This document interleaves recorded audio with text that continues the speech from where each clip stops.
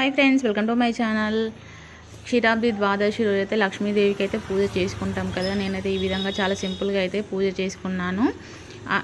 ఆ రోజు ఈవినింగ్ చేసుకోవడం కుదరని వాళ్ళు నెక్స్ట్ డే మార్నింగ్ అయితే కంపల్సరీ అండి చేసుకోండి. ఆ రోజు అయితే లక్ష్మీ పూజ అయితే మనం అన్నీ తెచ్చి పెట్టుకోవాలి, ఖచ్చితంగా ఇది ఉండాలి అది ఉండాలని ఏం లేదండి.